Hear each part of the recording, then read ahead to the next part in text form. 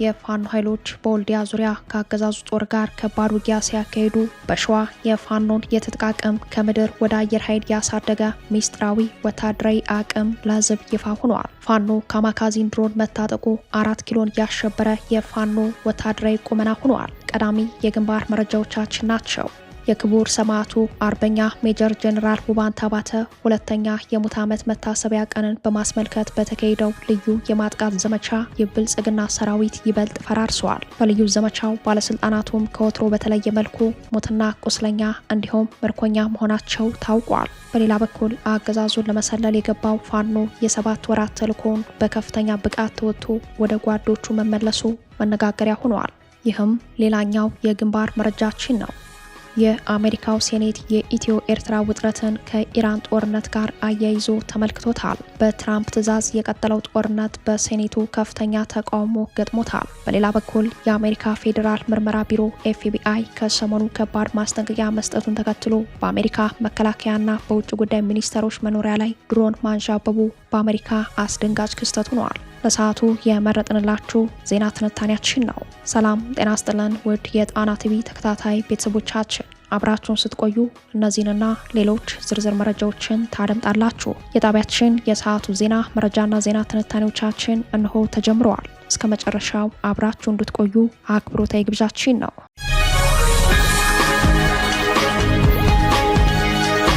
ብልጽግና ነገ ይመጣልኛል ብለህ ከሁለት ምትረግጥም አለ። ሰዓቱ ያለቀ ሰዓት ነው። ወይ ያንኛው ምሰል ወይ ይንኛው ምሰል። በዛሬው ዕለት በጀግንነት ተዋግቶ በክብር የተሰዋውን ታላቁን አርበኛ እንዘክራለን። ታላቁ አርበኛ ሜጀር ጄኔራል ውባንተ አባተ ከተሰዋ እነሆ 2 ዓመት ተቆጠረ። አርበኛ ውባንተ አባተ የአማራ የነጻነት ትግል ታሪክ ምዕራፍ ቀያሽ መሐንዲስ ስለመሆኑ ታሪክ መዝግቦታል። ንቁ፣ ቀልጣፋና የሁኔታዎችን ተለዋዋጭነት በፍጥነት የመረዳት አቅም ያለው የፖለቲካና የውጊያ ሰው እንደነበረ የትግል ጓዶቹ ምስክርነታቸውን ይሰጡለታል። የአማራ የህልውና ትግል ፈጣንና ተለዋዋጭ ግን ደግሞ የማይሞት ታሪክ በደም የሚጻፍበት ነውና የዛሬ 2 ዓመት በዝች ቀን መጋቢት 10 2016 ዓ.ም ከቀኑ 7 ሰዓት ላይ የጦር ጠበብትና አብሪ ኮከቡ ታላቁ አርበኛ ውባንተ አባተ በወቅቱ የነበረውን የጉና ክፍለ ጦር እየመራ የብልጽግናውን በር ጠባቂ ከሆኑት 78ኛና 92ኛ ክፍለ ጦሮች ጋር ግማሽ ቀን የፈጀ ትንቅንቅ በማድረግ በርካታ የአገዛዙን ሰራዊት ከደመሰሰና ከባድ ኪሳራ ካደረሰ በኋላ ደራ ወረዳ ገላውዲዮስ አካባቢ በክብር ተሰዋ። በወቅቱ የታላቁ አርበኛ መስዋዕትነት መላው የአማራ ፋኖ ከፍተኛ የጦር መሪዎች አባላትና የትግል ጓዶቹን ከፍተኛ ቁጭትና እልህ የፈጠረ ነበር። ሆኖም አርበኛው በህይወት ቢያልፍም ዛሬም ድረስ ስሙ እያዋጋ ልጆቹ አያሌ ዘመቻዎችን በድል እየተወጡ ይገኛሉ። የሜጀር ጄኔራል ውባንተ አባተ የአርበኝነት ውርሶች ምንድናቸው ብለን ስንመረምር የአርበኛው ልዩ የትግል ውርሶች ሩቅ አላሚነት፣ ወደ ውስጥ መመልከት፣ ከህዝብ አቅም የሚወለድ ሰራዊት ግንባታ፣ አሰባሳቢ ስብዕና፣ ከራስ በላይ ለአማራነት የመቆም ልዕልና ሆነው እናገኛቸዋለን። ይህ ታላቅ አርበኛ በጀግንነት ተፋልሞ በክብር ከተሰዋ ዛሬ 2ኛ ዓመቱ ተቆጠረ። ሜጀር ጄኔራል ውባንተ አባተ ሁሌም በልባችን ትኖራለህ፣ አይረሳም ጀግና።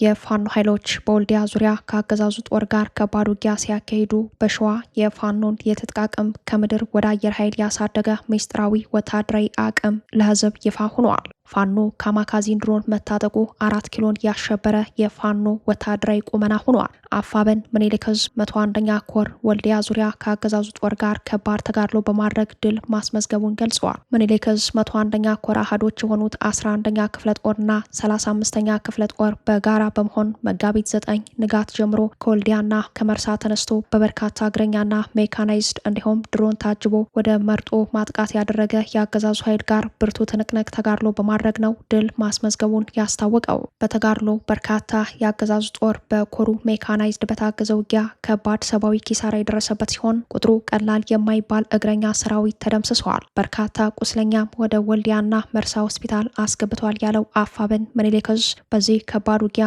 አገዛዙ ከወልዲያ ስታዲየምና ከተለያዩ ቦታዎች መድፍና ዙ23 ከባድ መሳሪያ ወደ ተለያዩ የገጠር ታዳጊ ከተሞችን ማስወንጨፉን፣ በዚህም በሰው ህይወት በቤት ንብረትና እንስሳቶች ላይ ከባድ ጉዳት ማድረሱን ገልጿል። የጣና ዘጋቢ መረጃውን ለማጣራት ባደረገው ጥረት የብልጽግናው አገዛዝ ከ4 ጊዜ በላይ መድፎችንና ቁጥሩ በውል ያልታወቀ ተከታታይ የዙ 23 ድብደባ መፈጸሙን በዚህም ስሪንቃና መርሳ ቀጠና ባሉ አነስተኛ ከተሞች ላይ በ3 ቤቶችና 2 ንጹሃን ላይ እንዲሁም ከ10 በላይ የቤት እንስሳ ላይ ጉዳት መድረሱን የአካባቢው ምንጮች አረጋግጠዋል። በሌላ የግንባር መረጃችን በሸዋ የፋኖን የትጥቅ አቅም ከምድር ወደ አየር ኃይል ያሳደገ ሚስጥራዊ ወታደራዊ አቅም ለህዝብ ይፋ ሆኗል። የአማራ ፋኖ ብሔራዊ ንቅናቄ ተቀዳሚ ምክትል ሊቀመንበር አርበኛ መከታው ማሞ ለአማራ ፋኖ ታጋዮችና ደጋፊዎች አዲስ ብስራትን ይዘን መተናል ሲል ባሰማው ብስራት የአፋብን ሸዋ ጠቅላይ ግዛት እዝ አየር ኃይል ክፍል ማደራጀቱን በይፋ አስታውቋል። በዓለም ላይ ያሉ ሀያላን ሀገሮች የካማካዚን ድሮኖችን በመጠቀም ከፍተኛ የውጊያ የበላይነት ይወስዳሉ። ይህ የምታዩት የድሮን ቴክኖሎጂ በአፋብን ሸዋ ጠቅላይ ግዛት እዝ በራስ አቅም ያለማንም እገዛ የተሰራ የካማካዚን ድሮን ነው። እነዚህን ድሮኖች በመጠቀም ድርጅታችን ላለፉት 3 ዓመታት በጠላት ላይ ተከታታይ የሆነ ጥቃት መፈጸም ከፍተኛ ጉዳት እያደረሰ ቆይቷል። በተለያዩ ምክንያቶች በሚስጥር ተይዞ የቆየ ሲሆን አሁን ለህዝብ ይፋ አድርገናል።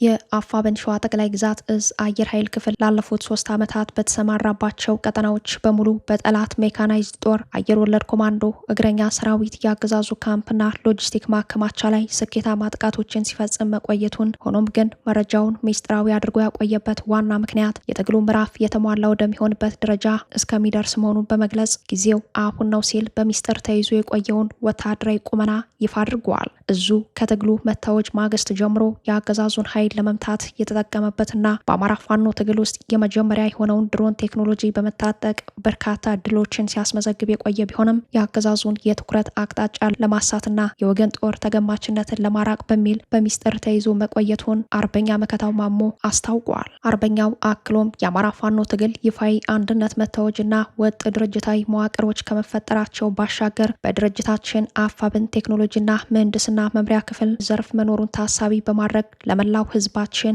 እንዲሁም ደጋፊዎቻችን ይፋ ማድረግ አስፈላጊ ሆኗል ብለዋል። የጦር ጠበብቶችን፣ መሐንዲሶችን፣ መምህራኖችን፣ ጋዜጠኞችን፣ ዶክተሮችን፣ ተመራማሪዎችንና ታላላቅ ምሁራኖችን አቅፎ የአማራን ትግል በፊት አውራሪነት እየታገለና እያታገለ የሚገኘው በአርበኛ መከታው ማሞ የሚመራው የሸዋ ጠቅላይ ግዛት እዝ በአገዛዙ ኤሊት ፎርስ ላይ ከባድ ጉዳት በማድረስ ይታወቃል። እዙ በጠንካራ ወታደራዊ ክንፉ በኩል በሚያሳርፈው ጠንካራ ምት ስርዓቱን በማፍረስ ረገድ ትልቅ ታሪካዊ አሻራውን ስለመወጣቱ አሁንም በተሻለ የሰራዊት ቁመና ላይ እንደሚገኝ በተግባር በማሳየት ላይ ይገኛል። ተቋሙን ስኬታማ ካደረጉ የትግል መስመሮች መካከል አንደኛው ጠንካራ ወታደራዊ ክንፉ ሲሆን በዚህም በተቋሙ ውስጥ የተሰባሰቡ ተመራማሪዎችና የጦር ጠበብቶች የአየር ኃይል ክፍል በማቋቋምና ስርዓቱ የሚመካባቸውን ካማካዚ ድሮኖችን ጨምሮ ሌሎች የአየር ትጥቆችን ጭምር በመታጠቅ ለእግረኛ ተዋጊ ፋኖ ስትራቴጂካዊ ድጋፍ ሰጪ አቅም መፍጠሩን አርበኛ መከታው ማሞ በማብራሪያው ላይ ገልጸዋል። የአየር ኃይል ክፍሉ ከተቋቋመ ከህዳር 3 2016 ጀምሮ ላለፉት 3 ዓመታቶች በብልጽግና ሰራዊት ላይ በተሳካ ሁኔታ ወታደራዊ ኢላማዎችን በመምረጥ ጥቃቶችን ሲያደርስ ቆይቷል ያለው አርበኛ መከታው በተለይም ባለፉት የካቲት 23 በአገዛዙ ጦር ላይ በተፈጸመ የመጀመሪያ ጥቃት የሜካናይዝድ መሳሪያዎችን ከጥቅም ውጭ ማድረግ መቻሉን አስታውሰዋል። የሸዋ ጠቅላይ ግዛት እዝ ዋና አዛዥና የአፋብን ተቀዳሚ ምክትል ሊቀመንበር አርበኛ መከታው በመልእክቱም ካለፉት 50 ዓመታቶች ወዲህ አማራ በተለየ መልኩ የገጠመውን የህልውና አደጋ ለመቀልበስ ጀግና የቁርጥ ቀን የአማራ ልጆች ዋጋ እየከፈሉ ይገኛሉ። በዚህ የህልውና ትግል ውስጥ ጀግና ሳይንቲስት ፋኖች ያለማንም ሀገራት ድጋፍ በራሳችን ኢኮኖሚ በራሳችን እውቀትና የፈጠራ ጥበብ ተጠቅመው የአየር ኃይል ክፍል እንዲቋቋምና ለእግረኛ ፋኖ ሰራዊት የአየር ሽፋን በመስጠት ስትራቴጂካዊ ድሎች እንዲመዘገቡ አቅም በመሆናቸው በትግሉ ሰማዕታት በአማራ ህዝብና በአማራ ትግል ደጋፊዎች ስም ምስጋናውን አቅርበዋል። እዙ ካማካዚን ድሮን መታጠቁን አገዛዙ ከመጀመሪያው ጀምሮ መረጃው እንዳለው የሚያውቁ የውስጥ ምንጮች በበኩላቸው ሚስጥራዊ መረጃ ለህዝብ ይፋ መሆኑ በብልጽግና ገዢዎች ዘንድ ከባድ ድንጋጤ መፍጠሩን ገልጸዋል።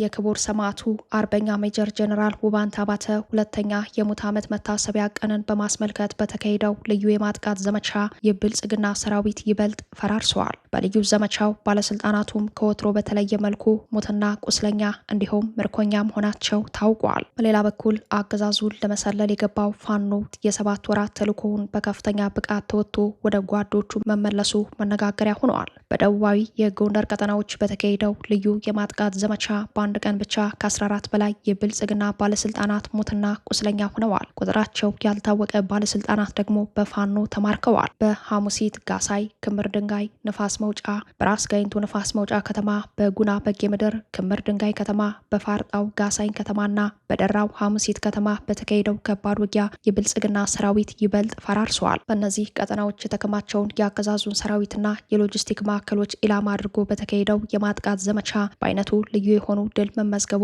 የአገዛዙን ጦር እንዲፈርስ አድርጎታል የሚለው የግንባር መረጃው ከውጊያው በኋላ ዛሬ ከረፋድ ጀምሮ ከፍተኛ የድሮን ቅኝት እየተካሄደ መሆኑን ጠቁመዋል። ከምስራቅ እዝ በተጨማሪ አዲስ የገባው የደቡብ እዝም ለመልሶ ማጥቃት ራሱን መልሶ እያደራጀ መሆኑ ታውቋል። በሌላ በኩል ምኒልክ እዝ በአገዛዙ መዋቅር ውስጥ አስርጎ አስገብቶት የነበረው አርበኛ በለጠ ጠጌ የተሰኘውን የ7 ወራት የደህንነት ተልዕኮ በድል አጠናቆ 6 ወታደሮችን ጠርንፎ እንደያዘ ወደ አሃዱ መመለሱ ከእዙ ያገኘነው የግንባር መረጃ ያሳያል። አርበኛው በአገዛዙ መዋቅር ውስጥ በቆየባቸው ጊዜያቶች የፋኖ ሰርጂካል ኦፕሬሽን ምድብተኞች የአገዛዙ ቁልፍ አመራሮች ላይ የፈጸሟቸው ጥቃቶች ስኬታማ እንዲሆኑ ከፍተኛ የመረጃ ድጋፍ ሲያደርግ መቆየቱን ምኒልክ እዝ በመረጃው ላይ አብራርተዋል።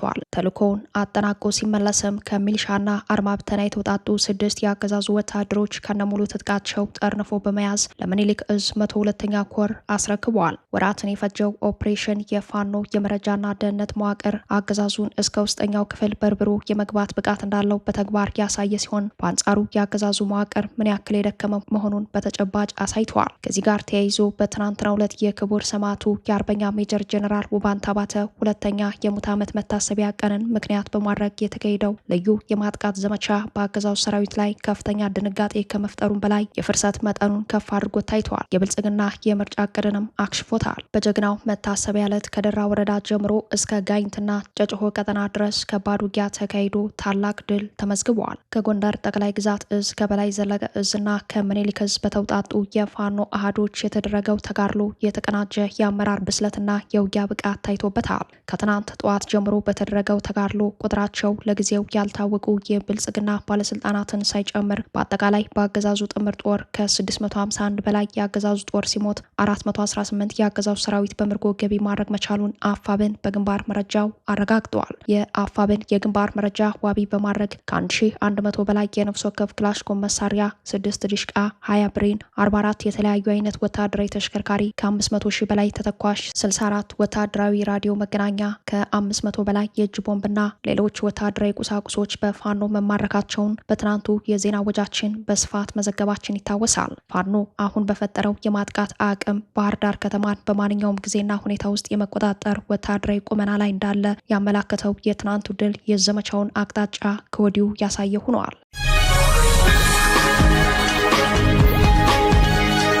የአሜሪካው ሴኔት የኢትዮ ኤርትራ ውጥረትን ከኢራን ጦርነት ጋር አያይዞ ተመልክቶታል። በትራምፕ ትዕዛዝ የቀጠለው ጦርነት በሴኔቱ ከፍተኛ ተቃውሞ ገጥሞታል። በሌላ በኩል የብልጽግናው አለቃ አብይ አህመድ ለጦር አጋርና አስታጣቂያቸው ለተባበሩት አረብ ኤምሬትስ መሪ ስልክ በመደወል ኢራንን በይፋ አውግዘዋል። የአሜሪካው ፕሬዝዳንት ዶናልድ ትራምፕ በሴኔቱ ለከባድ ብስጭት የሚዳርግ ተቃውሞ ገጥሟቸዋል። የአሜሪካ ሴኔት በትናንትናው ዕለት ከአሜሪካና ከቀሪው ዓለም ጋር በተገናኘ ያሉትን የደህንነት መረጃዎችን የተመለከተ ሪፖርት ከሀገሪቱ የብሔራዊ መረጃ ዳይሬክተር ቱልሲ ጋብርድና ሌሎች ከፍተኛ የትራምፕ አስተዳደር ባለስልጣናት ባስደመጠ ጊዜ በትራምፕ ጉዳይ ዱላ ቀረሽ ክርክር ተደርጓል። የኢራን ጦርነት፣ የሩሲያና የቻይና ጉዳይ እንዲሁም በምስራቅ አፍሪካ ሁለተኛው የዓለም ጦርነት ስጋት የሆነው የኢትዮ ኤርትራ ጉዳይና የቀጠለው የሱዳን የውክልና ጦርነት በሴኔቱ በጥብቅ ተገምግመዋል። አጠቃላይ ሪፖርቱን ለሴኔቱ ያቀረቡት ሀገሪቱ የብሔራዊ መረጃ ዳይሬክተር ቱልሲ ጋብርድ ከኢራን አሜሪካ እስራኤል ጦርነት በመቀጠል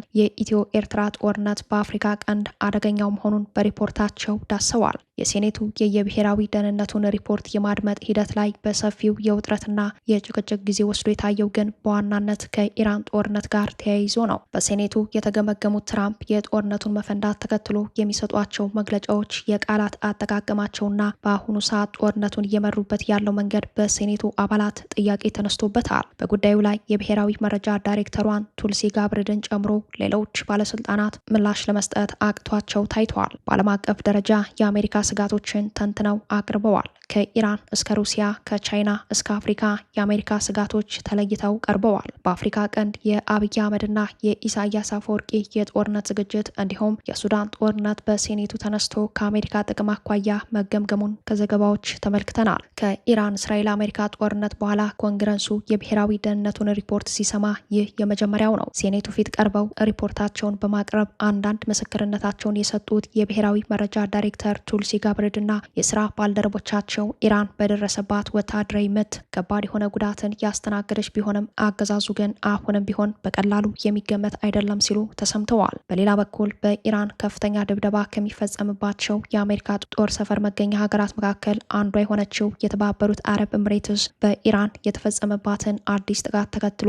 የብልጽግናው አለቃ አብይ አህመድ ለጦር አጋራቸው ፕሬዚዳንት ሼክ መሐመድ ቢን ዛይድ አልናህያን ስልክ ደውለው ተወያይተዋል። በጦርነት መሃል ወደ አቡዳቢ ተጉዘው ጥብቅ ወዳጅነታቸውን ከሰሞኑ አረጋግጠው የተመለሱት አብይ አህመድ 4 ኪሎ ከደረሱ በኋላ ደውለው አጋርነታቸውን ማረጋገጣቸውን የተባበሩት አረብ ኤምሬትስ ብሔራዊ የዜና አገልግሎት አስታውቋል። አብይ ጦርነቱ ከተጀመረ ጊዜ አንስቶ ኢራንን አውግዘው ኢትዮጵያን በማውደምና ዜጎቿን በመግደል የምታግዛቸው ኤምሬትስን መደገፋቸው ይታወቃል። የአሜሪካ ፌዴራል ምርመራ ቢሮ ኤፍቢአይ ከሰሞኑ ከባድ ማስጠንቀቂያ መስጠቱን ተከትሎ በአሜሪካ መከላከያና በውጭ ጉዳይ ሚኒስተሮች መኖሪያ ላይ ድሮን ማንዣበቡ በአሜሪካ አስደንጋጭ ክስተት ሆኗል። የኢራን አሜሪካ እስራኤል ጦርነት መጀመሩን ተከትሎ የአሜሪካ ፌዴራል ምርመራ ቢሮ ኤፍቢአይ አሜሪካን አስጠንቅቆ ነበር። ማስጠንቀቂያው ኢራን በአሜሪካ ግዛት ውስጥ ጥቃት ልትሰነዝር ትችላለች የሚል ነበር። አሜሪካ በዚህ ስጋት ውስጥ ባለችበት በርካታ ድሮኖች በሀገሪቱ ባለስልጣናት መኖሪያ ላይ አንዣበዋል። በቁጥር የበዙ ድሮኖች ለጊዜው የማን መሆናቸው ባይታወቅም በዋሽንግተን የአሜሪካ ጦር ሰፈር የፔንታጎን አለቃና የስቴት ዲፓርትመንት መኖሪያ ላይ ማንዣበባቸው ከፍተኛ ስጋት ፈጥሯል። የመከላከያ ሚኒስተሩ ፒት ሄግሴትና የውጭ ጉዳይ ሚኒስተሩ ማርኮ ሩቢዮ መኖሪያ ላይ ነው የድሮን ስጋት የተፈጠረው። የአሜሪካ መከላከያ በአፋጣኝ ምርመራ እያደረገ መሆኑም ተሰምተዋል። ባለስልጣናቱ ድሮኖቹ ከየት እንደመጡና መነሻቸው ከየት እንደሆነ ማወቅ አለመቻላቸውን ገልጸዋል። በጉዳዩ ላይ የነጩ ቤተመንግስት ሪፖርት ቀርቦለታል። ድሮኖቹ ያንዣበቡበት ባለስልጣናቱ የሚኖሩበት የወታደራዊ ተቋም ፎርት ማክናየር ይሰኛል። በጉዳዩ ላይ ዘገባ የሰራው ዎል ስትሪት በትንሹ 5 የሚሆኑ ድሮኖች በወታደራዊ ሰፈሩ ላይ ማንዣበባቸውን አመላክቷል። ክስተቱ የተፈጠረው ማርች 14 ላይ ሲሆን እስካሁን በጉዳዩ ላይ ምርመራው ቀጥሏል። ነጩ ቤተመንግስት የባለስልጣናቱ መኖሪያ ለመቀየር ማሰቡም ነው የተሰማው። በጦር ካምፑ ያለው ጥበቃ በእጅጉ መጠናከሩንም ዘገባው አመላክቷል። የድሮን ስምሪቱን የምትሰጠው ኢራን ናት የሚል ግምት ተሰጥቷል። ኢራን የአጸፋ እርምጃዋን አጠናክራ በመቀጠል የአሜሪካ ጦር ሰፈሮችን እየደበደበች ነው። በሌላ በኩል እስራኤል በዓለማችን ግዙፉን የኢራን የጋዝ ክምችትና የነዳጅ ማቀናበሪያ ተቋም ላይ ጥቃት መሰንዘሯን ተከትሎ ኢራን ከወትሮው ጠንከር ያለ የአጸፋ ምላሽ ሰጥታለች። በሰሜናዊ ኢራን የሚገኘው የዓለማችን ግዙፍ የጋዝ ክምችት የሆነው ሳውዝ ፓርስ ላይ እስራኤል ጥቃት የሰነዘረችው በአሜሪካ ይሁንታ መሆኑ ገልጿል። ዛሬ መጋቢት 10 ቀን ጦርነቱ 20ኛው ቀን የደፈነ ሲሆን ባለፉት 20 ቀናት የኢራን የኃይል ጋዝና ነዳጅ ተቋማት ላይ ከባድ ጥቃት ሲደርስ ይህ ለመጀመሪያ ጊዜ ነው። ኢራን የጋዝ ክምችቱን ከኳታር ጋር የምትጋራ ሲሆን ለኢራን ይህ ስፍራ ቁልፍ የኢኮኖሚና የኃይል ምንጭ ነው። በሳውዝ ፓርስ ከፍተኛ እሳት ሲነድ የታየ ሲሆን ግዙፉ የዓለማችን የተፈጥሮ ጋዝ ክምችት መመታትን ተከትሎ የዓለም የነዳጅና ጋዝ ዋጋ ላይ የ15 በመቶ ጭማሪ በሰዓታት ውስጥ ፈጥሯል። ክቡራትና ክቡራን ቤተሰቦቻችን ለሰዓቱ የተሰናዱት መረጃዎቻችን እየተከታተሏችኋቸውን ይመስሉ ነበር። አብራችሁን ስለቆያችሁ ልባዊ ምስጋናችን ይድረሳችሁ እያለን የጣና ቲቪ ወቅታዊ ዜናዎች፣ ትንታኔዎችና ልዩ ልዩ ፕሮግራሞች እንዲደርሷችሁ ቻናላችን ሰብስክራይብ በማድረግ ቤተሰብ ይሁኑ። በተሳትፎ የትግል ሚዲያው እንዲያጠናክሩ ጥሪያችን አቀርባለን። ጣና ቲቪ ከሀቅ ጋር